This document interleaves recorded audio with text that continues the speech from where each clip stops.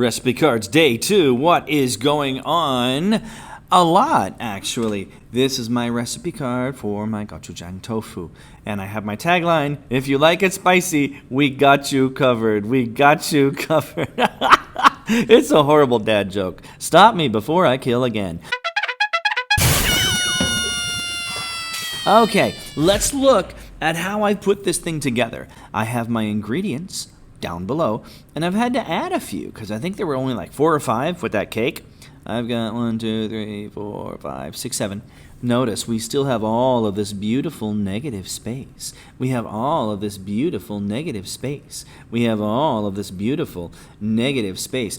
I decided to keep the curly cursive font, which I would usually tell you to avoid, but here's why I kept it in this case. They used the curly cursive font to match with the pretty leaves. What they want with this card is not just to tell you how to make the dish.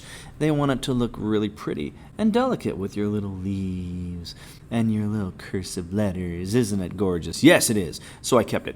And since I had to cut down the list of ingredients just to make it fit on this card, I improvised my own list. I'm like, what absolutely do I need to make this dish work without having a bajillion ingredients, which also makes it harder for people to cook if they don't have the stuff at home. What do we have?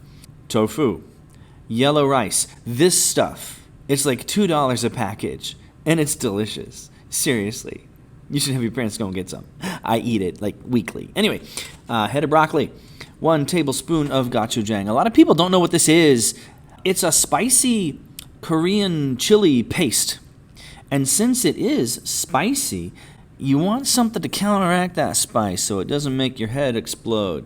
What do we have to temper that, to make it sweeter, a little bit more tangy? We've got ketchup, kind of like a barbecue sauce almost. Then sugar, almost like a barbecue sauce as well. And then rice wine vinegar to add a little bit of tang on the end of it. It's really good. And then my directions. I only have 5. What are we doing? We're going to drain the tofu, tear it into pieces. We're going to cook that rice to package instructions because that takes like 30 minutes to cook.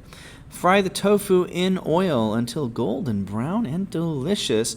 Simmer sauce ingredients over low heat, then add tofu, and then serve with steamed broccoli over yellow rice. Since this is a recipe card and we're minimizing our words down here, this isn't an English paper, so this may be one of the few times in your life you ever hear me say, maybe we don't want a period at the end. Because these aren't full sentences. We're like summarizing them quickly so that we can fit things into this graphic image. So in this case, I want each of my sentences to be the same. And if I have one that has a period, so I've gotten rid of all of my punctuation. Shh, don't tell anybody. Most times, I want the period at the end of the sentence. But not today. But if you look at how I've put this together, it's pretty simple stuff. Now, how did I change it? I don't remember. Let's find out. Here's the original template. Just go in, click on each one. If I just type, will it work? No, I'm going to see GOCHU, gochujang, tofu. Replace each line as you go. Click on it. Type the words in. Now with the ingredients, since I had to add a few things, I would just click on my first line. And what was my first ingredient? It was like 1 package tofu, right? So if I double click, once it turns blue, I can just type what I need without having to delete everything. But I had to add some other ingredients at the bottom, because they only have 5 ingredients. I wound up with 7. I think I've actually added one since I showed it to you the first time, right? 1, 2, 3, 4, 5, 6, 7, 8. I added sesame seeds because I looked at the picture and saw sesame seeds and realized the sesame seeds weren't in my instructions. So what did I do to add ingredients because I needed others? Try right-clicking on one of these bulleted points and then clicking duplicate. The only thing I want you to do is move it over. Make sure that everything is in line, straight in a row, starting from the same starting point, right? And there should also be equal space between each line. And then you just type in each line and replace the words that are there with your words. Now the directions were easy. Since there were only 3, I clicked. Oh, look, there's a spelling error on the website. I guess we're not so lost after all.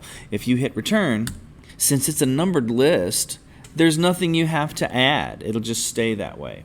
Then when it's finished, I found that you can move entire segments by clicking and dragging over them. They're all highlighted, moving them up a little bit. Clicking and dragging over your other section, moving it up a little bit, so that when you're done, this. So add the subpoints that you need, but again, see if you can minimize those ingredients so we have space on the card. We don't want to ruin the negative space. We don't want to add a bunch of words that make it crowded and ugly. We want to keep the card pretty.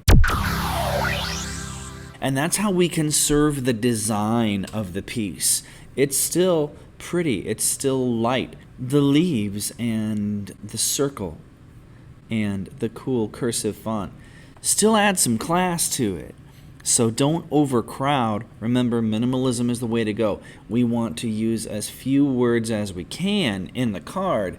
In the video, we'll give some details. But this is how to keep your designs simple, clean, and oh so attractive. That's all I got for today. Thanks. See you soon. Bye-bye.